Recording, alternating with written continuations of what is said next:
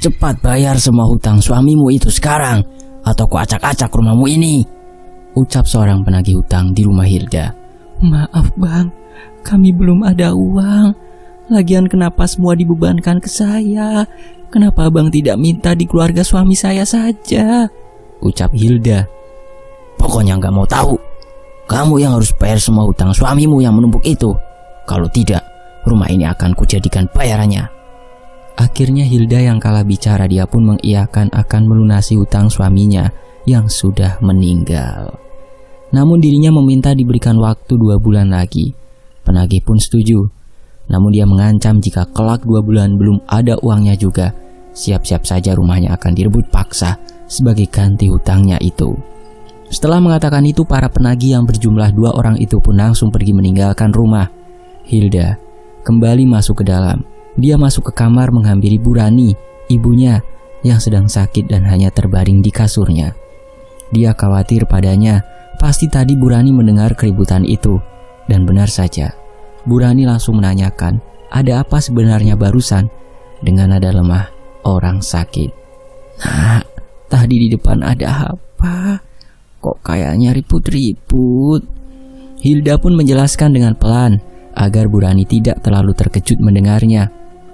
Tadi ada penagih hutang datang, Bu, mau nagih. Hah? Penagih hutang? Memangnya kamu punya hutang, nak?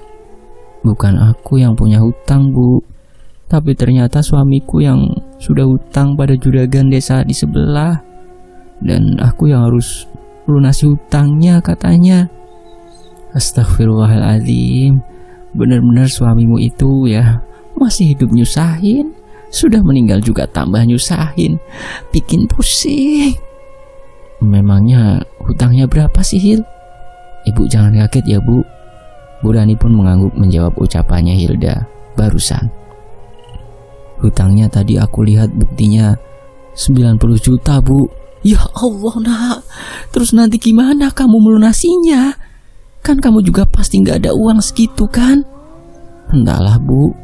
Aku juga bingung dan pusing. Kenapa gak keluarganya ya yang melunasi hutangnya? Kenapa harus aku semua, Bu? Ucap Hilda yang kemudian dia pun menangis. Jadi ternyata selama ini almarhum suaminya telah meninggalkan hutang sebesar 90 juta rupiah pada seorang lintah darat juragan dari sebelah desa. Dan tadi 2 algojo penagih hutang itu juga membawa beberapa bukti kuat soal almarhum suaminya yang pernah terlibat hutang padanya. Tiba-tiba Bu Rani mendadak menangis. Dia tak menyangka menantunya akan pergi meninggalkan beban. Dan Bu Rani bingung, pasti Hilda gak ada uang segitu. Hilda ini adalah seorang janda tanpa anak, dan dia telah ditinggal mati suaminya 2 bulan yang lalu. Sebenarnya suami Hilda ini hanyalah benalu di kehidupannya. Memang awalnya suaminya selalu menafkahi Hilda. Namun seiring berjalannya waktu, sifat pemalas suaminya akhirnya muncul. Suaminya sering mogok kerja, keluyuran gak jelas, judi, dan juga kadang mabok. Seringkali Hilda dan suaminya ribut gara-gara masalah ekonomi rumahnya. Dan sebab itulah Bu Rani jatuh sakit karena selalu dibuat pening oleh menantunya itu. Bahkan ketika ditanya ingin punya anak atau tidak, suaminya itu justru menolak. Katanya cuma jadi beban saja nantinya. Dan semenjak suaminya malas, Hilda memutuskan untuk membiayai hidupnya sendiri dengan berjualan ayam geprek di lapak miliknya. Karena dia juga butuh uang untuk berobat ibunya yang kadang sakit-sakitan. Dan puncaknya, 2 bulan yang lalu suaminya itu ditemukan tewas di jalan usai tertabrak mobil dan diduga karena efek mabuk-mabukan. Kembali ke Bu Rani, dia yang merasa khawatir dengan nasib anak satu-satunya itu. Dia kemudian menyuruh Hilda untuk menjual lahan sawah yang sudah tidak terurus. Pertama, Bu Rani menghela nafas terlebih dahulu sebelum berbicara pada Hilda. Nak, Ibu ikhlas. Kamu jual lahan Ibu peninggalan dari Bapak yang sudah gak keurus itu. Nanti uangnya buat bayar hutang saja ya. Tapi Bu, sudah gak apa-apa nak. Ibu gak mau nanti kamu dikejar-kejar sama penagih hutang itu terus. Yang tadinya adalah warisan dari ayahnya yang sudah meninggal, Bu Rani tak mau Hilda dikejar-kejar penagih hutang itu. Dan dia berharap dengan menjual sawahnya itu bisa melunasi hutang suami benalunya itu. Sudah mati masih aja nyusahin. Hilda menanyakan apakah Bu Rani benar-benar yakin dengan keputusannya itu. Dan Bu Rani pun mengangguk mantap dan menyuruh Hilda untuk mengurus semuanya. Bahkan Bu Rani menyarankan Hilda untuk mendatangi rumah Haji Tulloh yang dulu sempat nawar lahan milik almarhum ayahnya dulu. Bu, apa ibu sudah benar-benar yakin dengan keputusan ibu untuk menjual sawah? Tanya Hilda memastikan. Iya nak, ibu yakin. Nanti kamu datangi ke rumahnya Haji Tulloh ya, yang dulu pernah nawar tanahnya bapak. Hilda pun mengangguk dan nanti akan mengurus semuanya. Kini dia pamitan sama ibunya karena dirinya mau berangkat jualan. Tak lupa sebelum pergi, Hilda meletakkan makanan dan minuman di nakas dekat tempat tidur ibunya. Iya bu, kalau gitu aku berangkat jualan dulu ya. Iya nak, hati-hati. Semoga jualannya laris hari ini. Ini ya bu, makan sama minumnya di sini. Makasih ya nak. Hilda pun segera beranjak pergi dari dalam kamarnya Bu Rani. Setelahnya Hilda membawa beberapa bahan-bahan yang sudah disiapkan ke lapaknya dengan menggunakan motor dan keranjangnya. Perjalanannya yang dia tempuh cukup jauh karena berada di desa lain. Dan setibanya di lapak kaki limanya itu, karena memang masih sederhana dan Hilda belum sempat sewa kios untuk jualannya. Namun meskipun begitu, dia sudah punya beberapa pelanggan. Ya meskipun masih saja kadang sepi, kadang juga rame. Namanya juga dagang ya. Usai menyiapkan semuanya, Hilda pun duduk sembari menunggu pelanggan. Dan beberapa menit setelahnya, datang ibu-ibu yang minta bungkus 2 porsi. Segera Hilda pun menyiapkan lalu menyerahkannya. Mbak, saya pesan ayam gepreknya 2 porsi ya. Oh iya bu, dibungkus apa mau makan di sini? Dibungkus saja mbak. Oh iya bu, benar ya. Saya siapkan dulu, silakan duduk. Beberapa saat kemudian, setelah pesanannya ibu itu sudah selesai, Hilda pun segera memberikannya. Ini bu, pesanannya sudah siap. Makasih ya mbak. Sama-sama bu. Ibu-ibu itu pun membayar ayam geprek yang sudah dibelinya. Lapaknya buka dari pukul 11 siang dan sampai tutupnya terserah ya. Kadang sore, kadang juga sampai malam sehabisnya gitu. Menjelang siang ada beberapa pembeli yang memang biasa beli di situ. Katanya malas masak di rumah. Dengan cekatan, Hilda pun melayani semua pembelinya itu. Namun terkadang Hilda masih saja kepikiran tentang hutang suaminya itu. Sampai-sampai dirinya lupa kalau salah satu pelanggannya itu pesan 3 porsi. Namun Hilda malah membuatnya 2 saja. Hingga akhirnya dia dibuatin 1 lagi. Mbak, lah kan saya pesennya 3 porsi lah, kok dibikinnya cuma 2? Iya bu, maaf ya bu, saya buatkan dulu 1 porsi lagi. Segera saat itu Hilda pun membuatkan lagi pesanan yang satunya untuk ibu itu. Sesaat kemudian dia pun memberikan pesanannya itu. Ini bu pesanannya. Sekali lagi saya minta maaf ya bu. Iya ya mbak, gak apa-apa. Emangnya mbak kenapa sih? Lagi banyak pikiran ya? Namun Hilda menjawab dengan senyuman manisnya saja, tidak menceritakan. Beberapa saat setelahnya, tiba-tiba saja datanglah Haji Tulloh ke warungnya itu. Dan sungguh kebetulan sekali, karena Hilda juga ada perlu dengannya. Silakan Pak Haji, mau pesan berapa? Tanya Hilda dengan ramah. Saya pesan nasi ayam gepreknya 1 porsi ya mbak. Iya pak, silakan ditunggu, saya buatkan dulu. Haji Tulloh pun segera mencari tempat duduk sambil menunggu pesanannya itu datang. Beberapa saat kemudian, pesanannya pun sudah siap dan Hilda pun segera mengantarkan nasi ayam gepreknya Haji Tulloh itu ke mejanya. Saat itu Haji Tulloh mau makan di tempat dan Hilda pun segera menyiapkannya. Dan setelah menyiapkan pesanannya, Hilda berujar akan bilang sesuatu nanti setelah Haji Tulloh selesai makan. Beliau pun mengangguk dan segera memakan pesanannya dulu. Nanti ya mbak, saya makan dulu. Setelahnya Hilda pun kembali ke tempat duduk sambil menunggu Haji Tulloh selesai makan. Singkatnya, usai selesai makan, Hilda pun menghampirinya. Kebetulan saat itu warung sedang sepi. Hilda kemudian langsung berujar, apakah Haji Tulloh jadi membeli lahan peninggalan ayahnya dulu? Gimana Mbak Hilda? Mau ngomong apa? Silakan. Jadi gini Pak, saya mau jual lahan sawah peninggalan Bapak. Apakah Pak Haji jadi mau beli lahannya? Masih berminatkah Pak? Mendengar itu Haji Tulloh pun merasa senang, karena memang dari dulu Haji Tulloh menginginkan lahan itu yang ternyata dekat dengan lahan miliknya sendiri. Namun Haji Dolah heran, kenapa tiba-tiba Hilda mau menjual kepadanya? Pasalnya sebelumnya Burani itu selalu menolak saat ditanyai olehnya. Loh, memangnya kenapa mbak? Kok lahannya jadi mau dijual? Padahal waktu itu Burani selalu tolak kalau saya tanya soal lahannya yang tidak mau dijual itu. Kemudian Hilda pun menghela nafas menceritakan sedikit soal hutang suaminya yang menumpuk itu dan soal dirinya yang butuh uang mendadak. Iya Pak Haji, memang sekarang saya lagi butuh banget uang. Jadi terpaksa jalan satu-satunya lahan sawah harus dijual. Maaf kalau boleh tahu, memangnya butuh uang buat apa mbak? Jadi ternyata almarhum suami saya itu meninggalkan hutang Pak Haji. Dia punya hutang menumpuk, makanya saya butuh uang itu dengan cara menjual lahan sawah satu-satunya.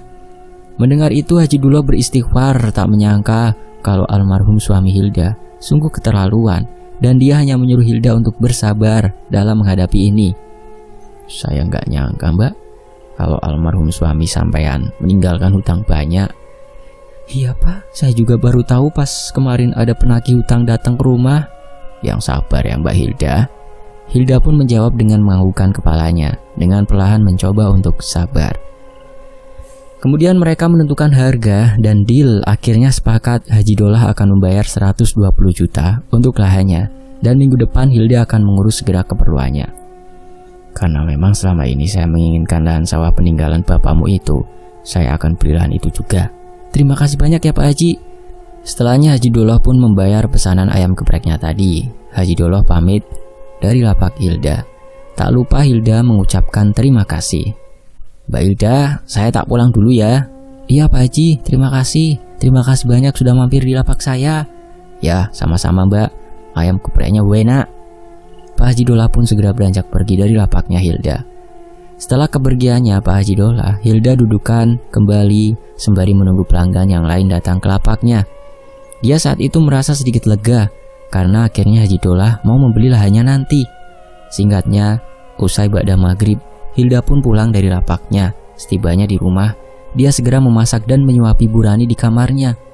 Bu, makan dulu ya, aku suapin. Iya nak, makasih ya. Hilda juga bilang soal Haji Dolah yang sudah setuju soal membeli lahannya karena tadi ketemu di warung. Burani juga setuju dengan harga yang sudah disebutkan. Dan Burani berharap semoga dengan ini semuanya terselesaikan. Setelahnya Hilda pun beranjak membersihkan rumah, lanjut makan dan menghitung hasil pendapatannya hari ini. Dan setelah malam mulai larut, Hilda pun bergegas untuk tidur. Lumayanlah pendapatannya hari ini, gumamnya. Capek, pegel semua badanku. Aku langsung tidur sajalah. Keesokan paginya, Hilda pun bangun dan menyiapkan semuanya seperti hari-hari biasanya.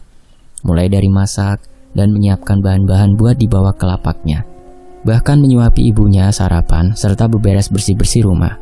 Setelah selesai masak, dia menghampiri Burani dan menyuapinya untuk sarapan pagi. Karena ada beberapa bahan yang habis, Hilda pun rencananya pagi ini akan pergi ke pasar terlebih dulu sebentar. Bu, nanti habis ini aku mau ke pasar dulu ya bentar. Memangnya ada yang habis nak? Tanya Burani. Iya bu, ya udah hati-hati ya. Beberapa saat kemudian setelah Hilda selesai menyuapi ibunya, dia pun segera pergi ke pasar untuk belanja keperluan yang habis. Usai dia pulang dari pasar, Hilda pun mulai menyiapkan semua keperluan untuk jualan nanti siang. Jam 11 siang pun tiba. Segera Hilda pun beranjak pergi menuju ke lapaknya untuk jualan. Tidak lupa sebelum berangkat ke lapaknya, Hilda pamitan dengan Burani dan menyiapkan makan dan minumnya di meja nakas. Setelah sampai di lapaknya, Hilda pun menata semua bahan-bahannya. Beberapa saat kemudian tiba-tiba saja ada pembeli yang datang dan membeli ayam gepreknya. Karena Hilda baru buka, dia pun segera menggorengkan ayam gepreknya itu. Hari itu pelanggannya pada berdatangan sampai Hilda pun kewalahan, namun dia tetap semangat dan tidak menyerah. Hari ini Hilda pun pulang sore karena dagangannya itu sudah ludes lebih awal.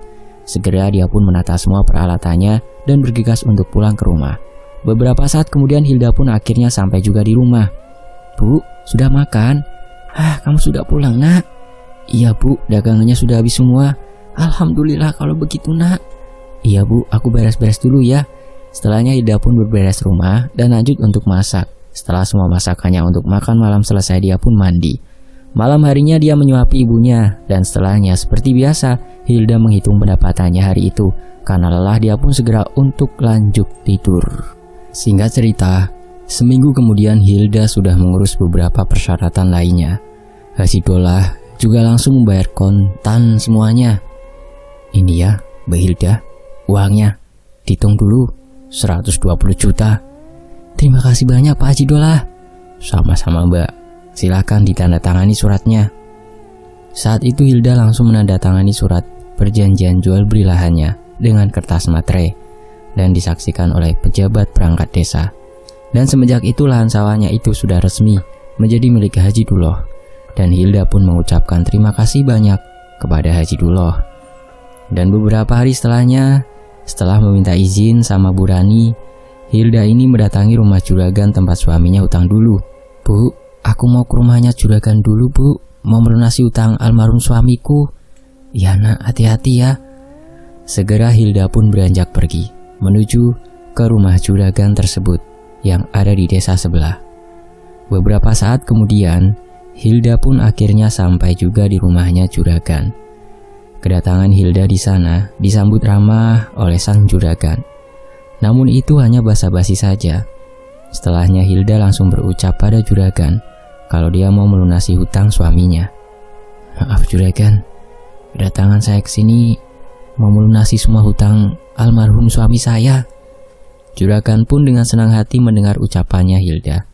Namun dia masih ragu, apakah Hilda benar-benar bisa melunasi semuanya? Pasalnya kebanyakan yang hutang pada juragan itu jikalau tidak mampu membayar pasti rumahnya akan disita. Apa kamu yakin akan membayar hutang suamimu yang banyak itu? Iya juragan, saya sudah bawa uangnya kok. Setelahnya Hilda pun mengeluarkan tumpukan uang dari tas yang dia bawa dari rumah. Ini juragan uangnya, silakan dihitung dulu. Segera saat itu, juragan pun langsung menghitung semua uang yang diberikan oleh Hilda. Dan usai dihitung uangnya pas 90 juta rupiah. Dan Hilda pun tanda tangan, begitu juga dengan juragan sebagai bukti hutang almarhum suaminya telah lunas. Uangnya pas, silakan tanda tangan dulu sebagai bukti hutangnya sudah lunas. Terima kasih juragan. Kemudian juragan ini genit pada Hilda dan iseng nanya apakah tidak ada keniatan untuk nikah lagi, dan juragan menawarkan diri. Hilda, apa kamu tidak ada niatan untuk menikah lagi? Maksudnya Pak, kalau kamu mau, kamu nikah sama saya dan jadi istri nomor 4 saya.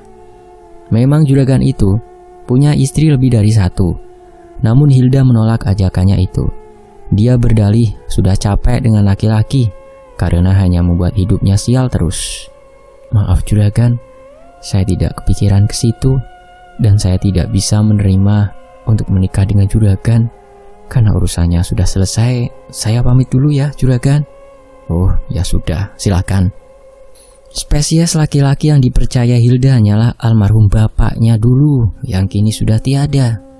Dan setelah urusannya selesai, Hilda pun bergegas kembali ke rumahnya dengan perasaan lega. Bebannya telah berkurang. Malam harinya, Hilda menemani Bu Rani di kamar membahas soal uang sisa jual lahannya, yakni 30 juta. Bu Rani menawarkan pada Hilda untuk menggunakan uangnya untuk mengembangkan usahanya dan mengambil beberapa untuk biaya perobatan Bu Rani ke depannya. Mungkin Hilda akan ngambil 15 juta buat sewa kios tahun ke depan dan beberapa keperluan lainnya, dan mengambil 5 juta untuk keperluan obat Bu Rani. Sisanya sengaja disimpan untuk jaga-jaga. Beberapa hari setelahnya, Hilda berhasil menemukan sebuah kios yang lumayan luas dan murah sewanya, yakni 700.000 per bulannya. Hilda pun setuju dan langsung membayar cash untuk setahun ke depan. Dan setelahnya, Hilda membeli beberapa keperluan lainnya, termasuk membuat spanduk untuk kiosnya. Dan dia menamai lapaknya itu dengan ayam geprek terserah. Maksud kata terserah yang dia ambil adalah pelanggan boleh request ke pedesannya sendiri saat memesan. Singkatnya, usai mulai dagang kembali ternyata tidak sesuai ekspektasi. Yang awalnya dia kira bahkan laris, kini malah biasa-biasa aja. Namun Hilda mencoba untuk terus berusaha. Barangkali keberuntungan menantinya di depan harinya. Di malam hari, kondisi ibunya semakin memburuk. Sudah berobat kemana saja, masih saja belum sembuh. Biaya sekitar 6 juta bahkan sudah dikeluarkan, namun masih sama saja. Hilda semakin bingung jikalau uangnya akan benar-benar habis, sementara dagangannya masih sepi. Dia tak ingin ibunya sakit-sakitan, namun Bu Rani ini malah menyuruh Hilda untuk jangan khawatirin dirinya. Dia menyuruh untuk fokus saja berjualan. Namun, kesialan malah menimpa Hilda lagi di kemudian harinya. Pasalnya tiba-tiba dia di rumah ini didatangi lagi oleh pihak yang mengaku dari bank. Mereka berkata kalau almarhum suaminya berhutang ke bank 8 juta dan meminta segera dibayar kalau tidak akan ada penyitaan rumah sebagai gantinya. Akhirnya, setelah melihat bukti-bukti yang ditunjukkan, terpaksa diam-diam Hilda memberikan sisa uang simpanannya itu untuk melunasi hutang suaminya lagi. Kini Hilda duduk termenung di ruang tengah. Sisa uang simpanannya tinggal 1 juta rupiah dan hanya dari hasil penjualan ayam gepreknya. Terpaksa dia pun harus memberitahukan semuanya itu pada Bu Rani. Dan malam harinya, Bu Rani benar-benar dibuat syok dan sedih usai dengar semuanya. Dia sedih mengetahui fakta anaknya harus mengalami kepahitan hidup ini, sementara dirinya belum bisa membahagiakan anaknya. Hilda juga ikut nangis saat itu. Dia kemudian memeluk ibunya dan berujar bahwa dirinya akan berusaha sebisa mungkin agar dagangannya laris dan membawa Bu Rani ke pengobatan yang lebih mahal dan ampuh. Akhirnya karena malam sudah mulai larut, Hilda menyuruh Bu Rani untuk segera tidur. Sementara dirinya menyiapkan beberapa bahan sebentar buat besok, lalu lanjut tidur juga. Namun kesialan justru bertubi-tubi menimpa Hilda. Saat pagi harinya, usai dirinya memasak sarapan, Hilda menuju ke kamar Bu Rani dan membangunkannya. Namun Bu Rani tak kunjung bangun dari tidurnya. Hilda terkejut saat mendapati tangan Bu Rani yang begitu dingin sekali. Dan setelah dicek ternyata, Bu Rani sudah tidak bernafas. Beliau telah meninggal. Sontak Hilda pun menangis jadi-jadinya dan membuat para warga berdatangan. Dia sedih mengapa ini semua harus menimpanya secara bersamaan dan dalam waktu yang dekat. Seolah semua kebahagiaan Hilda ini direnggut paksa darinya. Para warga pun kemudian membantu proses pemakaman Bu Rani dengan layak dan membantu untuk pengajian 7 hari ke depan di rumah Hilda itu. Dan kini Hilda benar-benar hidup sebatang kara dan hanya tinggal fokus membiayai kehidupannya sendiri. Singkat waktu, 2 bulan kemudian, lapak Hilda masih biasa-biasa saja. Belum ramai seperti harapannya. Dia kini hanya duduk termenung di lapaknya, menunggu pembeli yang tak kunjung datang. Juga sementara dirinya juga semakin pusing, karena uang yang didapatkannya hanya segitu saja.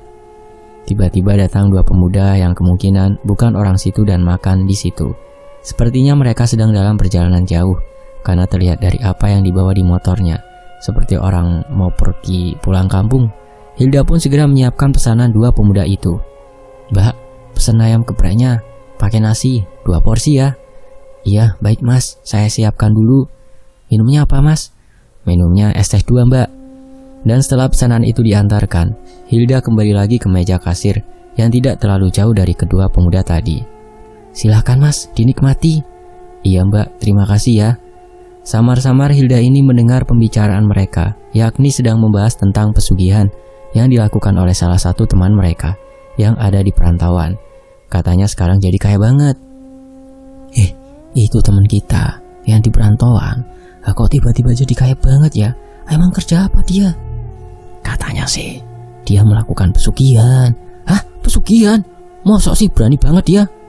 "Iya loh, dia pakai pesugihan. Mungkin karena sudah sangat kepepet banget makanya nekat sampai melakukan itu. Kok nggak takut ya sama resikonya?" "Udahlah, biarkan saja. Tapi kok bisa cepet banget ya kayaknya? Punya mobil, rumahnya gedong. Ya namanya juga uang gaib bro." Setelahnya mereka pun melanjutkan makan yang belum selesai. Mendengar percakapan mereka, Hilda merasa tertarik. Apa memang benar pesugihan bisa membuat seseorang bisa kaya lebih cepat? Apa benar ya pesugihan bisa buat orang jadi cepat kaya? Apa aku lakukan itu saja ya? Gumamnya. Dan setelah si pemuda itu selesai, mereka membayar dan pergi. Namun Hilda masih saja terbayang tentang pembahasan 2 pemuda tadi. "Mbak, ini kita mau bayar ya mbak?" "Oh ya mas, Jadinya semua 55.000. Ini Mbak uangnya 60.000. Bentar Mas, ini kembaliannya. Setelah kedua pemuda itu pergi, Hilda pun masih kepikiran tentang pembahasan tadi. Dan karena sampai sore masih sepi saja, Hilda mutusin untuk tutup dan pulang. Kok sepi ya? Aku pulang sajalah. Tutuplah warungnya. Akhirnya saat itu Hilda pun segera pulang ke rumah setelah menutup lapaknya. Sesampainya di rumah dia langsung beres-beres rumah dan setelahnya mandi.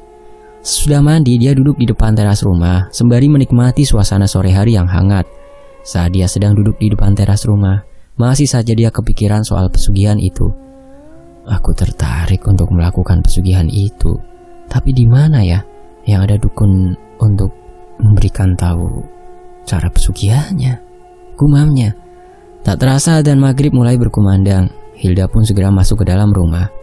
Malamnya saat Hilda sedang tertidur, dia bermimpi ada di depan sebuah rumah tua dan dia bertemu seorang kakek-kakek. Kakek-kakek itu berkata pada Hilda, "Datanglah kemari jika kau ingin mempunyai uang banyak." Ternyata hanya kepikiran negatif tentang pesugihan, Hilda membentuk sebuah frekuensi, yang mana frekuensi itu menjadi daya tarik untuk sosok-sosok negatif yang akan mempengaruhinya. Dan bersamaan dengan itu Hilda terbangun dalam keadaan masih bingung. Dia segera menulis lokasi yang dikatakan si kakek dalam mimpinya. Apakah ini semacam petunjuk baginya yang memang sedang penasaran gara-gara dua pembelinya yang kemarin itu ngobrol tentang pesugihan? Hingga akhirnya Hilda akan mencoba cari tahu lokasi tersebut. Setelahnya dia pun lanjut untuk tidur lagi karena dia masih ngantuk. Esoknya Hilda libur dagang dulu dan dengan motornya dia segera mencari tahu alamat itu. Perjalanan yang ditempuhnya lumayan jauh. Beberapa saat kemudian Hilda pun akhirnya sampai juga di desa dukun tersebut, sesuai dengan mimpi. Setelah sampai di desa itu, karena dia belum tahu rumahnya, Hilda pun mencoba menanyakan kepada para warga sekitar. Kebetulan saat dia lewat, ada bapak-bapak yang lewat dan segera dia bertanya padanya soal rumah dukun itu. "Pak, maaf saya mau tanya." "Iya Mbak, mau nanya apa?" "Apa Bapak tahu alamat ini?" ucap Hilda sambil menunjukkan kertas alamat pada bapak itu. "Oh iya Mbak, ini rumah Mbah Sugi nih.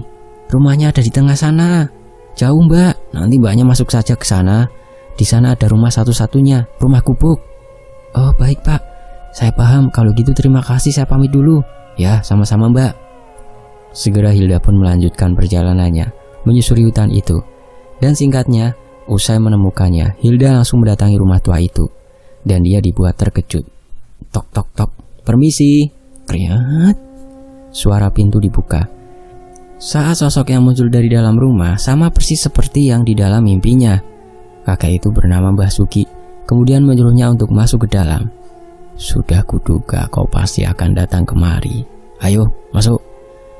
Akhirnya Hilda pun langsung masuk ke dalam rumahnya Mbah Sugi dan duduk di ruang tamu bersama. Tanpa basa-basi, Mbah Sugi lah yang langsung menawarkan Hilda untuk melakukan pesugihan.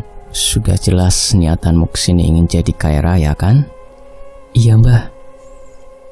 "Baiklah, kalau kau melakukan pesugihan ini, nanti kau tak usah bayar. Akan saya kasih gratis. Semua sajian dan ritual saya yang tanggung." Iya Mbah, saya mau jadi orang kaya." "Ya sudah, kalau begitu ayo ikut saya. Kita lakukan ritualnya." Saat itu Hilda dan Mbah Sugi pun langsung masuk ke dalam ruangan ritual.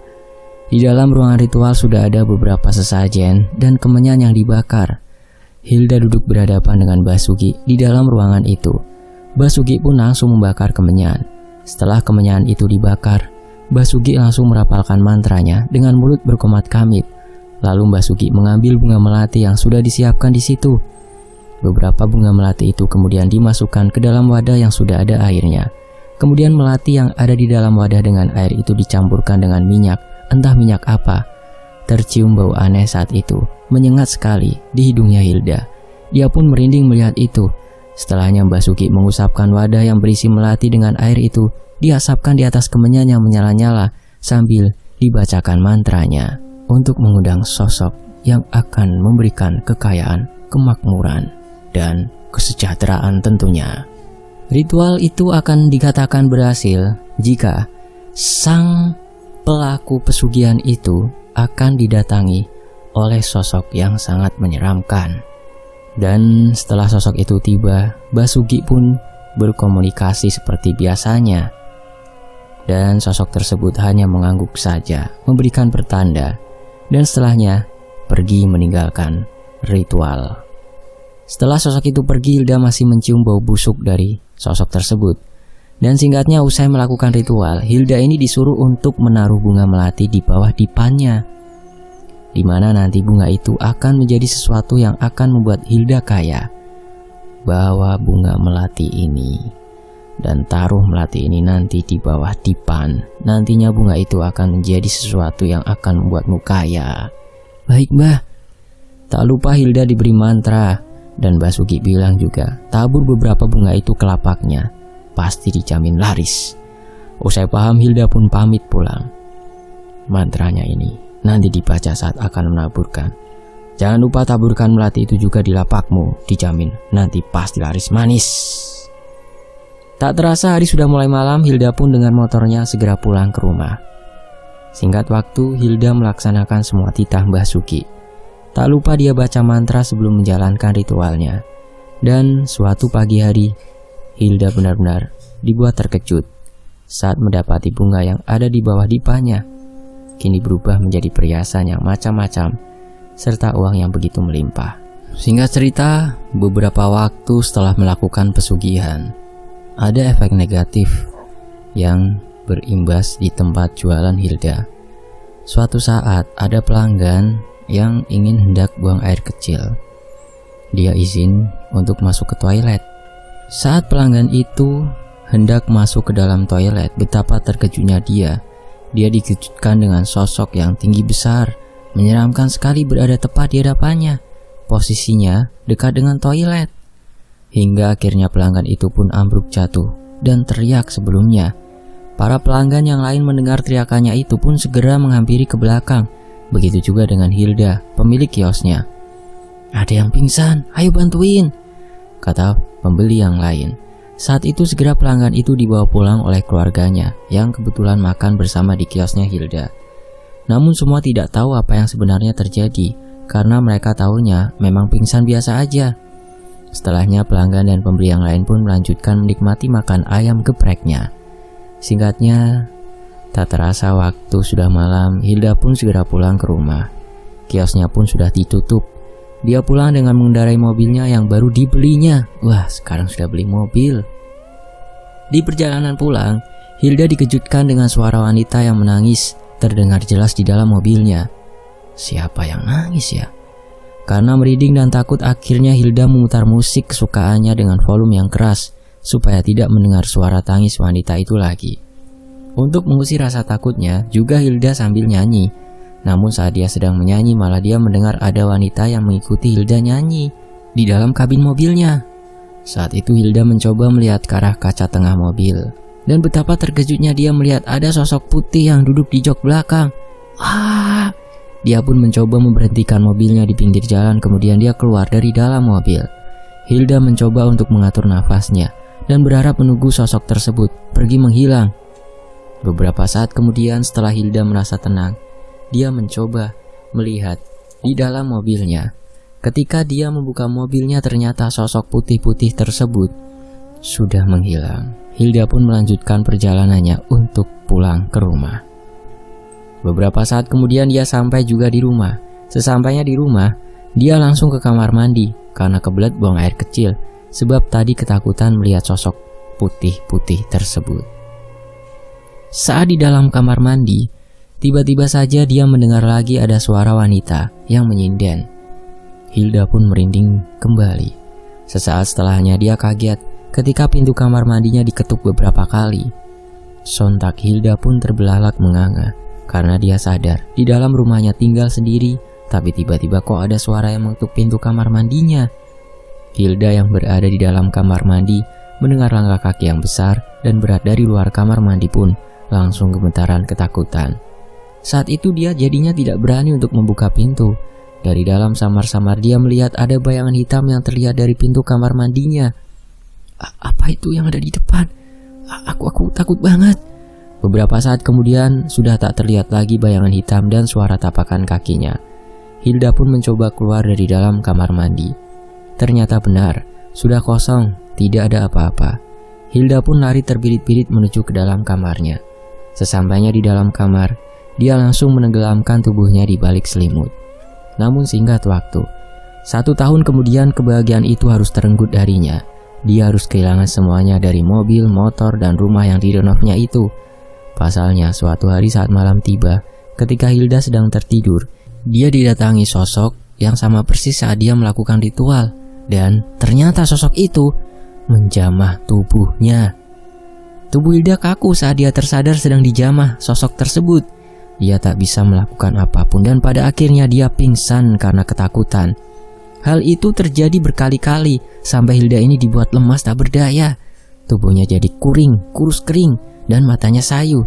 Jadi ternyata selama ini dukun Suge itu sengaja merencanakan sesuatu pada Hilda dengan menawari pesugihan gratis tanpa tumbal untuknya. Ternyata Hilda yang ditumbalkan Basuki. Hingga puncaknya karena tubuh Hilda sudah kurus kering banget. Entah perjanjian apa selain pesugihan yang dilakukan oleh dukun Sugi dan sosok tersebut. Dan kabarnya Hilda karena sering dipakai oleh sosok tersebut, dia menjadi seseorang yang penakut. Dan karena ketakutan-ketakutannya tersebut, Hilda trauma yang sangat berkepanjangan dan membuatnya dia sampai edan. Hilda yang sebatang kara tinggal di rumahnya dan mengalami gangguan jiwa. Akhirnya rumah itu menjadi sangat kotor dan Hilda menurut para warga masyarakat tidak tahu kemana. Apakah dia jalan-jalan seperti orang gila pada umumnya, kemana-mana dengan pakaian lusuh dan kotor, bahkan ada yang sampai telanjang, kita tidak tahu. Dan begitulah resiko yang sangat-sangat mengerikan jika kita melakukan perjanjian. Sudah tipu dayanya sangat mengerikan, ketemu dukun ditipu, pokoknya enggak banget lah. Demikianlah, semoga bisa menjadi hiburan dan bisa menjadi pelajaran buat kita. Dalam hidup itu pasti yang namanya ujian itu selalu ada, hanya beda-beda saja ujiannya. Tinggal kita mampu melewatinya atau tidak. Tetap bersabar dalam menghadapi ujian yang ada. Harus disertai dengan doa dan keikhlasan serta usaha. Jangan pernah menyerah. Namun untuk menyelesaikan semua masalah dan ujiannya, itu bukan dengan jalur yang salah, dengan melakukan seperti Mbak Hilda ini. Jangan sampai ya. Karena justru dengan melakukan itu bukannya menyelesaikan masalah, tapi malah akan nambah masalah, malah ruwet dan mumet. Saya pamit, sampai jumpa di kisah lainnya tetap di Tony FS. Terima kasih semuanya sudah sejauh ini menyimak di Tony FS. Wassalamualaikum, sampai jumpa. Tetap di Tony FS.